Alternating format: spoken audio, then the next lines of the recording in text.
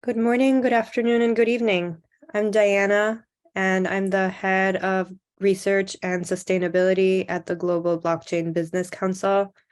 It's a pleasure to welcome you to GBBC's Virtual Members Forum, which today is on Regen Network, a registry and marketplace solution for the digital voluntary carbon market. We're a bi-weekly webinar series showcasing the innovative work of our members around the world.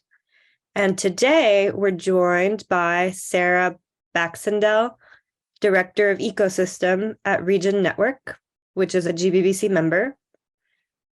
Sarah will share insights into the value of digital voluntary carbon markets and how blockchain-based carbon credit systems and ecological registries directed at natively digital carbon assets can contribute to transparency in markets.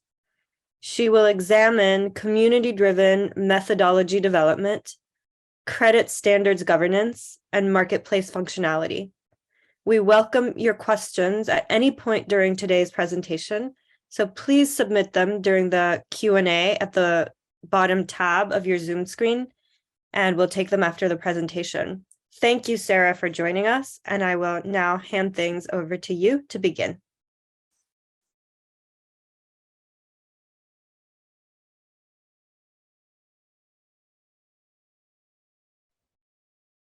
Good morning. Thank you so much for having me here at the GBBC webinar series. For those in the audience, my name is Sarah Baxendell. I've spent the last 15 plus years working on climate impact solutions, starting in the nonprofit sphere and activism sphere, and now working in the technology sphere. So I'm excited today to give you a little bit better understanding of Regen Network. At Regen Network, we are a registry and marketplace solution for the digital voluntary carbon market. And what we ultimately mean by that is that Regen Network is a blockchain. It is its own autonomous, self-governed blockchain. It does not sit on another blockchain. And on top of that blockchain, we have two series of functionalities that serve our ability to help the digital voluntary carbon market evolve. One is a registry system, and one is a marketplace functionality for buyers and sellers to bring ecological assets to market. So today we'll dig into all the pieces of that puzzle and what that really means in practice.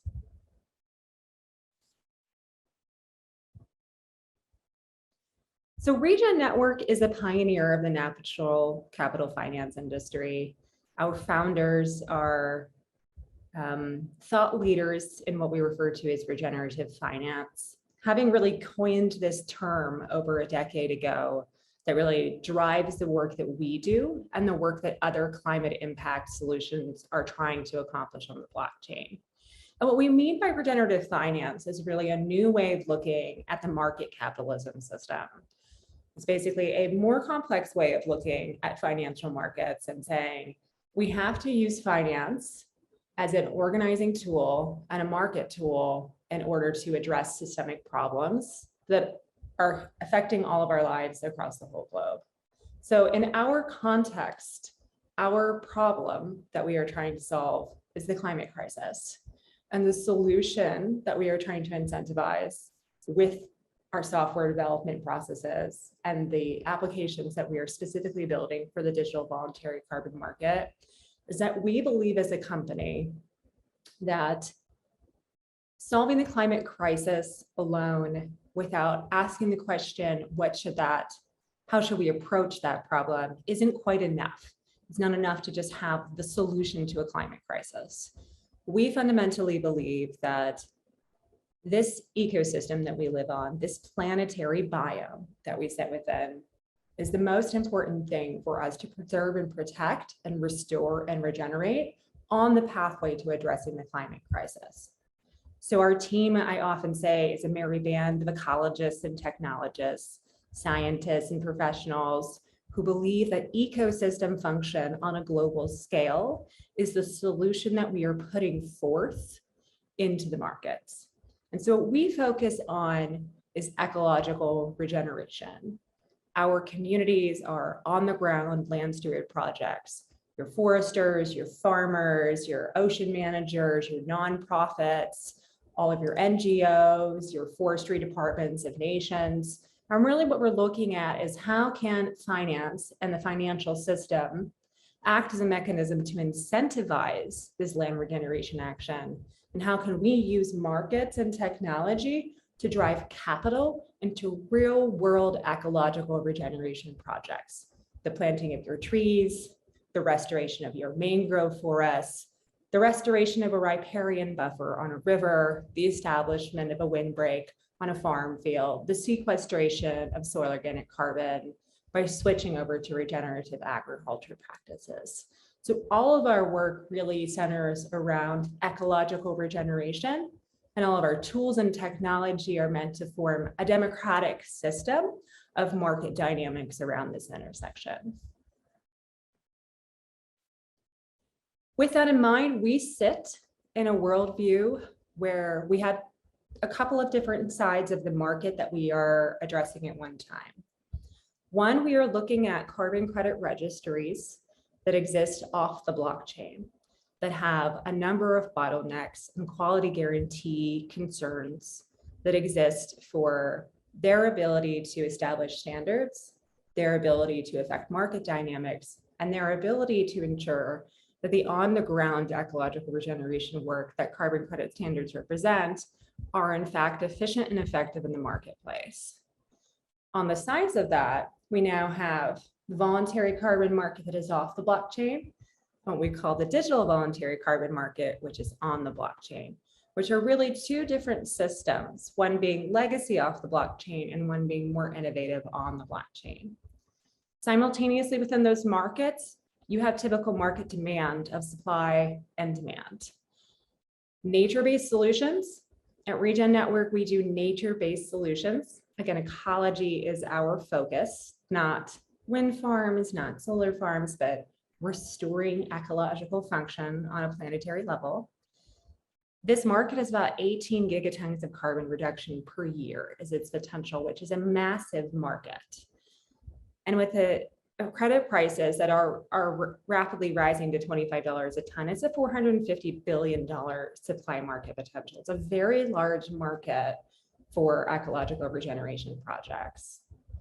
On the other side, you have expanding corporate demand for climate commitments and expanding national reporting systems.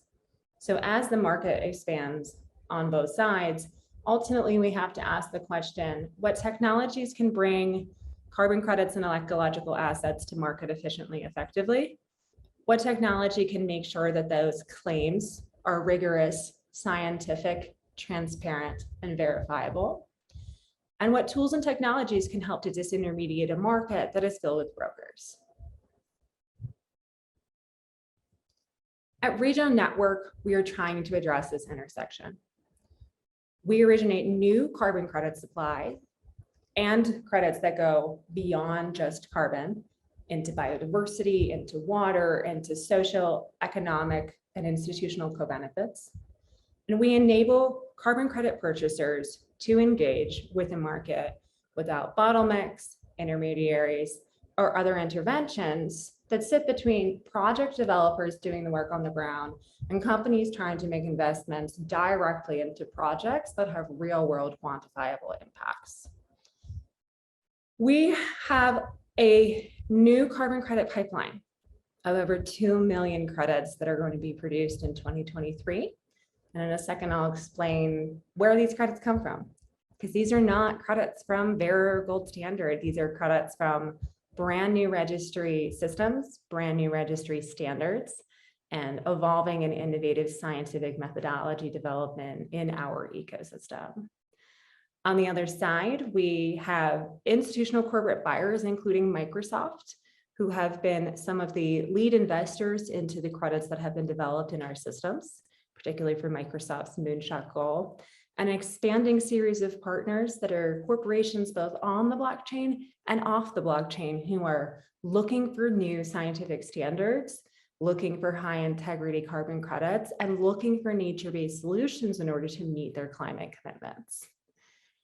We sit in the middle of the supply and demand component with both our registry system and our marketplace system. So the way Regen Network works is, I think, personally, really interesting. We have three pieces to the product puzzle that make this suite of functionality really work together. So it's a bit like a Rubik's Cube. It's multi-layered and has a lot of dynamic interaction between the pieces. To create a credit, we start with their blockchain-based credits registry that is called Regen Registry. And the way this works is that new methodologies are being developed by scientific institutions, universities, in conjunction with real-world land practitioners. These methodologies go through peer review and concept note and beta versions, and then formally finalized versions. And so they're going through a very complex scientific process, but they're producing new climate science. By starting with the methodological development, which is really driven by scientists, what we're asking is, how can you create space for new climate science in a market where historically the credit standards have been institutionalized? They have been decided by a very limited few. They have not necessarily been developed with land stewards or practitioners or indigenous communities as part of that design process. Most of the institutional nature-based standards, they're very expensive to implement for project developers, and they don't address small and medium-scale land use projects. They are really very large institutional approaches that don't allow for a lot of shared standards design or shared standards governance. So our registry system is a pathway for methodological development to design new credits into the voluntary carbon market, and has the capacity to allow multiple different types of entities to form steering committees that publicly govern those methodologies and do so in a way where that governance is on the blockchain, so that there's a permanent record, and so that there's a way for the community, the broader global community, to audit the decision-making behind a specific standards research, development, and adaptation over time. Our registry system acts like a normal registry. It's a lot like a financial accounting spreadsheet. You have followed the appropriate project activity. You have completed your monitoring report. You have had a third-party verifier ensure that your outcomes for your project are real. All of these then get registered inside of the registry when the credits are issued. The next series of technology that you are able to utilize in this system, once you're a project developer having received credits, is Regen Marketplace. And Regen Marketplace serves the market functions of where it showcases publicly the issuance, allows for sell and buy orders to exist, and creates the trade mechanism between companies looking for solutions and the project developers that are the ones that hold these credits. And so our marketplace system is designed to disintermediate a marketplace where historically credits are largely bought and sold by brokers. In our system, the credits are issued directly to the project developer, and they have the opportunity to go to market without intermediaries by using the marketplace platform. Corporations that buy credits can choose to immediately retire these credits within the original transaction, or hold credits as investors in a tradable state and choose to retire them at a later state. Underneath of our registry and our marketplace is the Regen Network blockchain. And what makes this so interesting is that the Regen Network blockchain serves two layers of function. One is that it is a ledger designed from scratch for global carbon accounting. It's application specific, this blockchain. So it is architected in its core blockchain software to only serve one use case. How do you issue credit standards? How do you govern those credit standards? How do you issue credits from projects? How do you trade credits from projects? So it is both a financial accounting public ledger of all credits produced within the Regen registry system, as well it is a public record of the governance. And it's very important to understand that in the world of blockchain, very few communities have their own blockchain that is application specific, custom built for a specific use case. And also everyone who is a token holder, a project developer, a company, a scientist in these systems is a participant in that system's governance.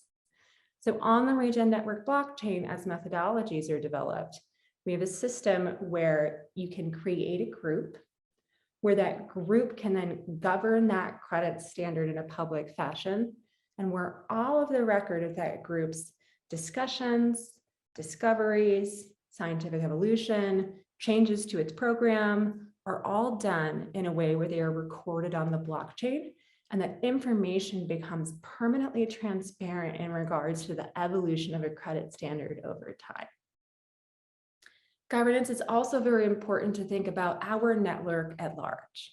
Our network, Regen Ledger, the blockchain component, is governed by the Regen token, which is the governance token of the blockchain. The governance token is used for blockchain upgrades to make sure that the software that underlies the system can evolve as new functionality emerges for the registry or the marketplace applications. But also the tokens that were originally distributed for our network were distributed in a specifically democratic fashion. Over 1/3 of all the governance tokens of the Regen blockchain were handed over to our nonprofit partner, Regen Foundation, specifically to be stewarded by on-the-ground land stewardship communities. So farming cooperatives, nonprofits, NGOs, indigenous communities in the Amazon, organizations that are scientific and practitioner-driven, real-world organizations that do this daily land regeneration, land protection, and land restoration work in their communities that aren't necessarily blockchain people, but they are farmer people, they are forester people, they are ecology science people. They govern the network alongside of us. So the governance mechanism of the network is inherently designed to ensure that the voices of land stewardship communities that do real-world ecological regeneration work is built into the decision-making system of every change that is made to the registry, the marketplace, or the blockchain. And so in the instance that our design no longer serves the needs of indigenous communities, they can in fact raise their voice in order to redesign our assumptions, our technology, and our systems to ensure that they have a voice in the technology development, as well as the credit standards governance that brings these credits that represent their work in the real world onto the blockchain. Our carbon credit pipeline is wonderful and large. There are over 2 million carbon credits that are expected to be issued in 2023, and over 40 different methodologies that are currently under development. We take a look at ecology really from an ecologist perspective, and ecology is part of my background as a scientist.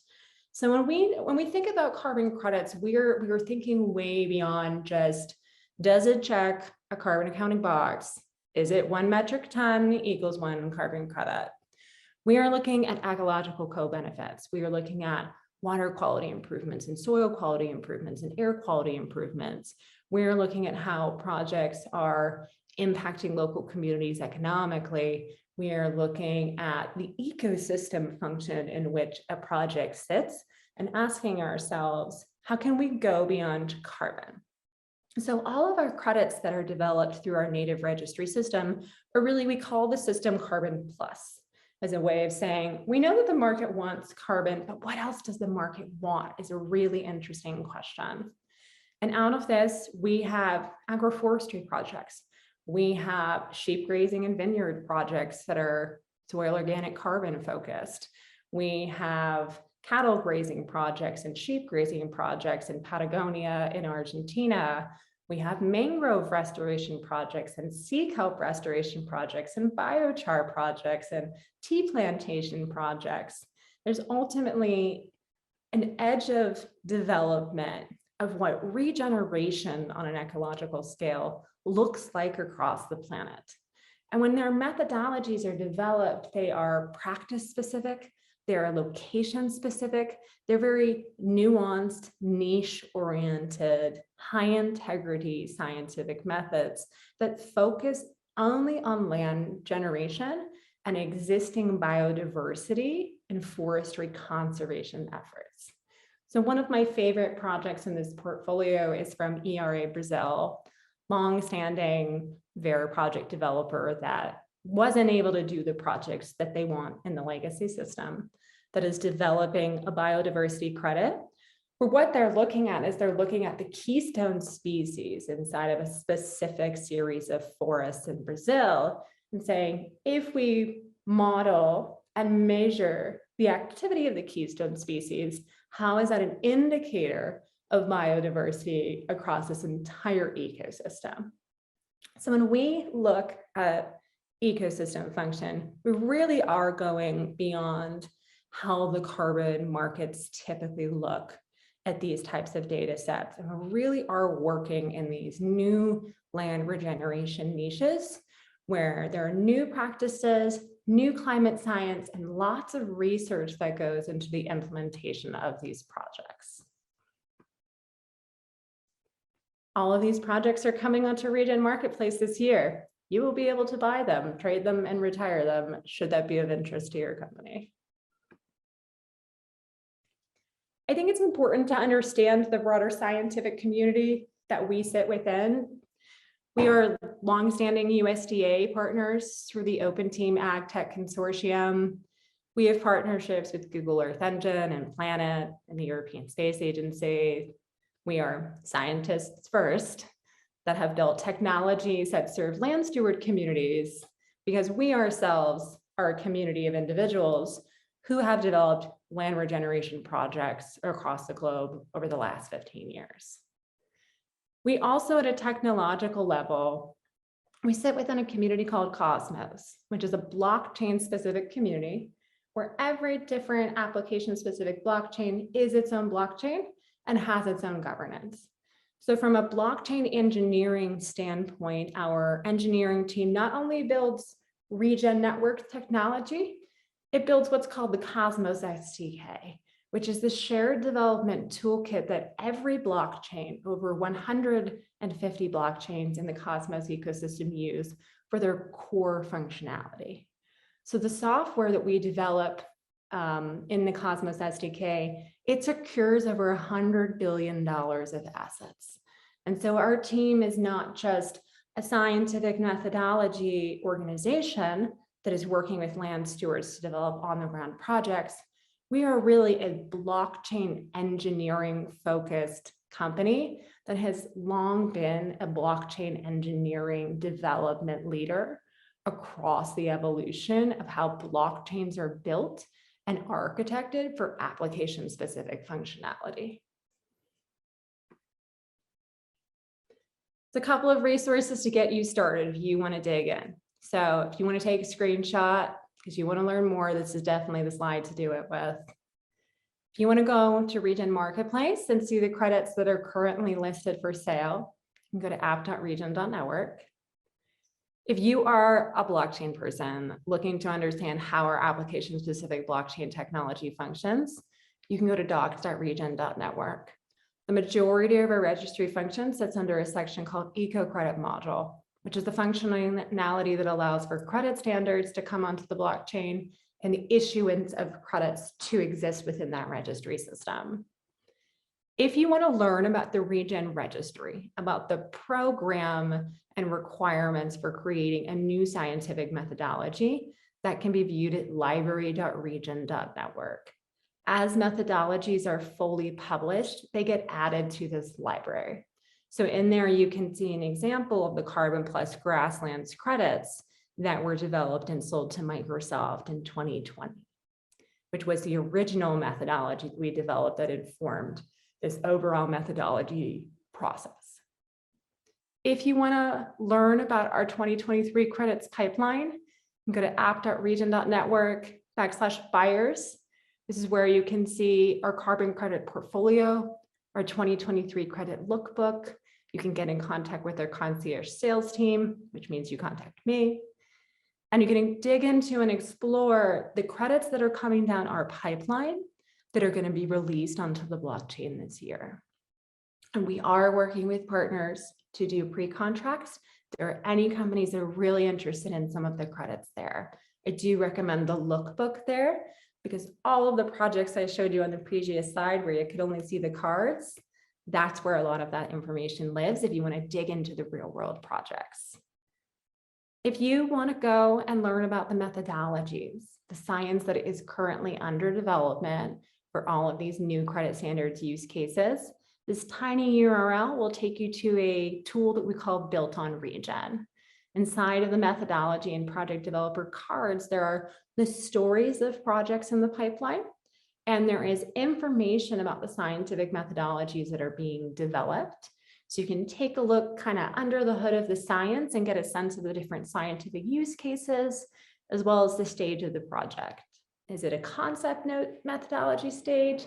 Is it in public comment? Is it going under scientific peer review? When will it be published? The kind of information you can start at Built on Regen, and you can reach out to me if you want to get more details about where any specific methodology is in its developmental stage. And if you are a project developer, or you're an NGO, or you are planting trees on your land, then you could become a project developer and create a credit project inside of our registry system.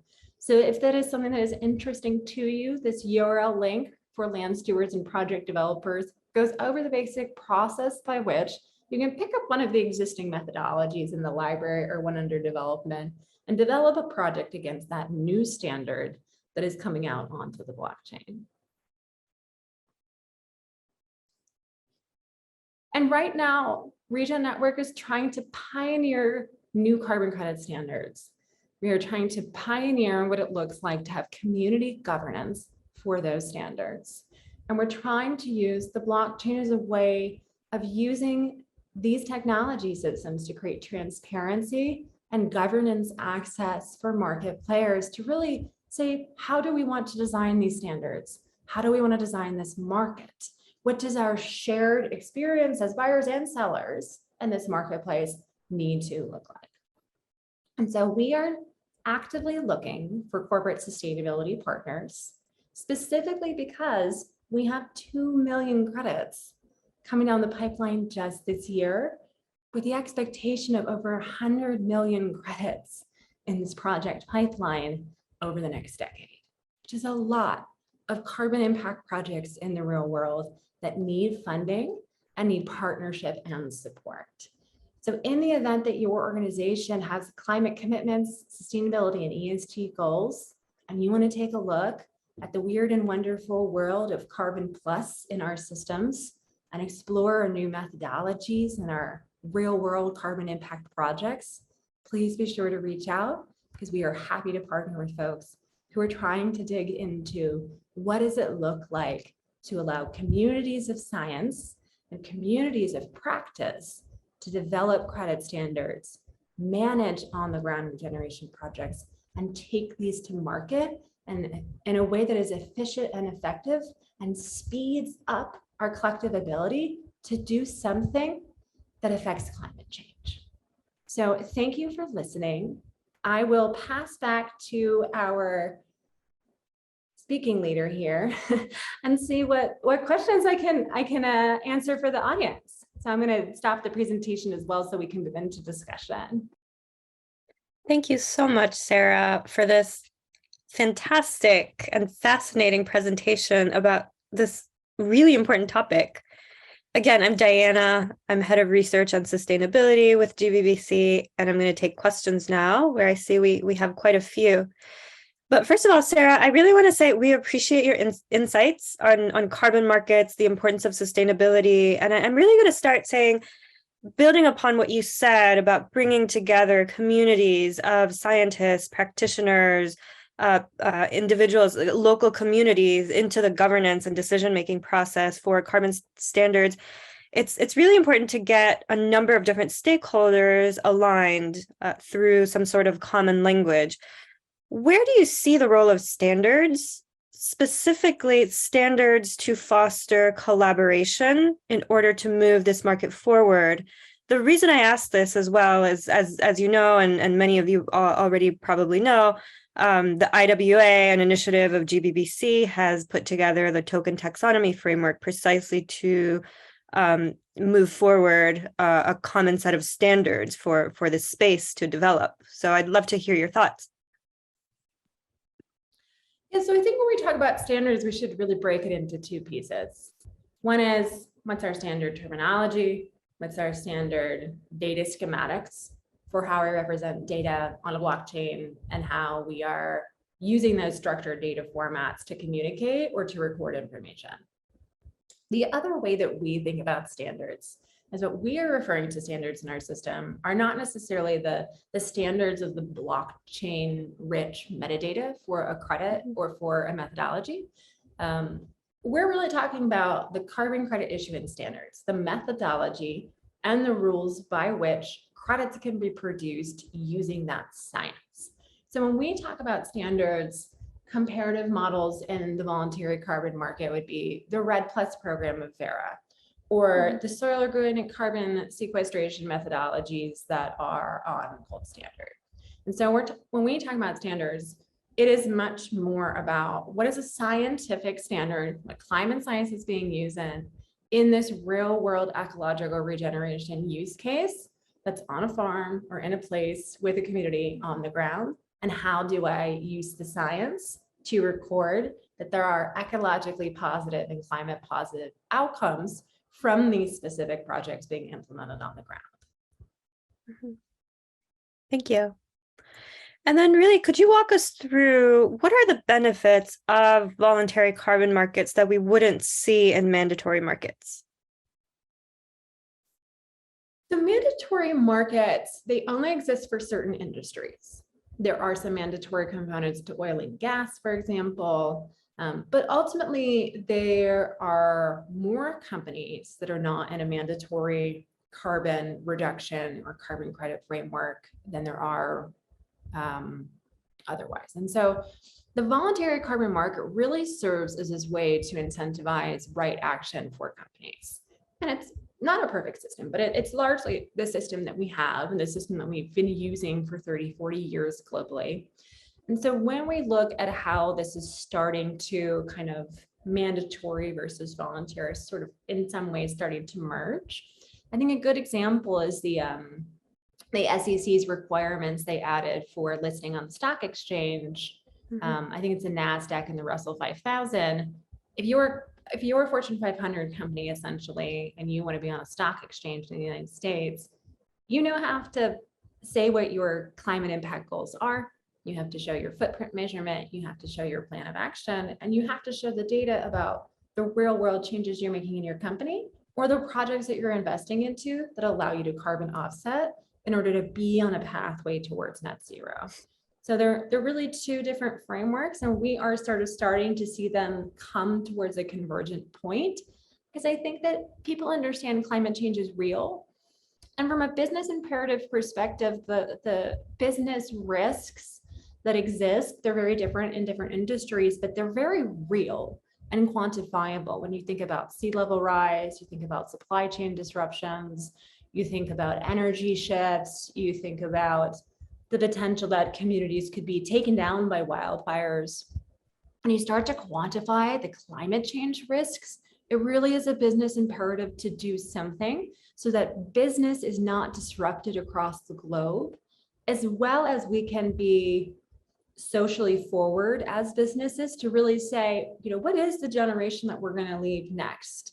If we put carbon on our balance sheet, do we start to change our economic model globally? Our businesses are going to be affected by climate change one way or the other. And we either decide to do something as a business community within this decade, or we deal with the consequences of that and the business disruption that will inevitably come from it over the next few decades forthcoming. Right. And that reshapes the set of incentives. Yeah, and it changes our economic model. We talk a lot at Regen and with our, partners around what does it look like to put carbon on the corporate balance sheet? How does the whole global economic paradigm change as you start to actually bring the value of ecosystem benefits into businesses and products and into the GDPs of nations? If you think about which countries have the largest forests and really the most dense biodiversity to protect, you think about countries like Brazil, countries like Colombia, countries that their GDP is much smaller than the United States and Europe's shared GDP is. But if you were to put the ecological benefit value of their forests on their company balance sheet or their corporate or nation state balance sheet, you really see the power dynamics of what we describe as economic prosperity changing at a fundamental macroeconomic level. So to me, it's the true. long-term change that these are the steps towards. And I think that regenerative finance solutions will go beyond the voluntary carbon market quite rapidly once we've sort of improved the voluntary carbon market and our evolution of corporate finance's role in valuing the ecological benefits of our global ecosystems. We're really going to change the paradigm of finance at large. Yeah, and these markets inevitably are taking off, and we've seen so much traction already. And you've walked us through your pipeline of organizations that pretty much are already using Regen Marketplace. Could you walk us through the common types of organizations you work with and what have been the incentives to use a platform like this? Yeah. So on the supply side, we work with project developers. Some of these are small and medium scale nonprofits around the world that are doing a project activity and want to find a way to create a new income source for that program or that project. So you have land trusts, stewarding forests, you have nonprofits that are, implementing community biochar to get, materials and forests out of the way because they're in wildfire prone zones. You have a lot of different community driven projects. And then you also have a series of professional project developers from the legacy carbon market that have wanted to be able to do innovative things and been unable to do so within the institutional systems of Vera and Gold Standard, frankly, that are coming over to use our flexible methodological development system to create new application specific use cases for areas in their project portfolio that have never been able to go to market because they've never been able to have the opportunity to design methodologies for their application specific land use case. So we tend to get those two communities that come on the supply side. And our scientists come from academic institutions. They come from the USDA, they come from the European Space Agency, they come from Google. So there is a whole world of climate science happening in and amongst these parties. And then on the corporate side, we have a real dynamic mixture between kind of groovy brands like Jack Johnson Tour and Beats Antique and All Good that are really aligned with us in the level of what regeneration means to a business, and that is an essence level call to action. Right. And then you have corporates like Microsoft that have these big moonshot goals and really are looking for new scientific methodologies. They already know what Vera's got. They already know what Gold Standard's got. It doesn't meet their requirements. It's not innovative enough for them. It doesn't have good enough documentation or science behind it to be considered something that they consider to be paradigm changing. And it's those kinds of large off-blockchain corporates that often come to us because we are really working with scientific communities that in our system are pushing the edge of climate science and doing some of the world's leading climate science and land regeneration research work with pilots on the ground. So it's a real mixture of organizations that come into our ecosystem at various different levels for different functions. That's fascinating. So just playing devil's advocate here for a bit, how do we ensure transparency that a carbon credit actually contributes to decarbonization as opposed to just packaging and pricing something that like a forest that already exists and that's already been in existence for hundreds of years and just selling that? Yeah, so this is actually a conversation that we're having publicly.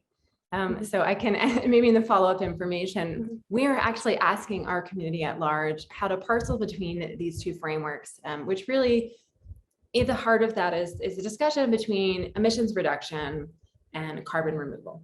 And in our framework of emissions reductions as ecologists, we do fundamentally believe that the preservation of existing forests and thus the preservation of the diverse biodiversity that can only exist in mature ecosystems is critical to climactic ecosystem function for the whole biome. And so we fundamentally believe that there have to be conservation solutions within a palette of nature-based solutions, and that they just can't be ignored. I think that where we try to go beyond the forest exists, if carbon credits could fund it, and if it is under threat, let's bring it into the marketplace and just count this forest. We're really trying to go beyond that and say, you know, beyond just saying someone might put a shopping mall in this forest, what are the other kinds of social threats that exist in that place? Yes, accounting for that. Yeah, and so we're really trying to dig in these very application specific use cases and say, what's the right approach? And when you look at conservation, you really have to take in mind, it's not just about like check mark and counting our forests and getting to a whole accounting system that really measures and quantifies all forms of ecosystem benefits. It's really shifting our approach. Yeah, and that's where I think that biodiversity credits and designing new forestry protection programs with Indigenous communities that are really coming from these land steward perspectives and saying, if we can design crediting systems that account for these existing biodiverse spaces, and we can do it with the communities that are, you know, 1,000-year communities in these spaces, how can we evolve the approaches of existing programs like REDD+, which have tried to do this, but have largely failed to truly serve the need of local and Indigenous communities. So we're really holding a number of different use cases when we're looking at that and really try to ask the application specific questions that science needs and say, how do you go beyond our assumptions in these circumstances and really take innovative approaches that are community centric when it comes to these types of on the ground projects. And I'll share the link to where we're having a discussion on these topics live. And like, we love when people jump in with their opinions to our public governance discussions around how should we approach these things as a community.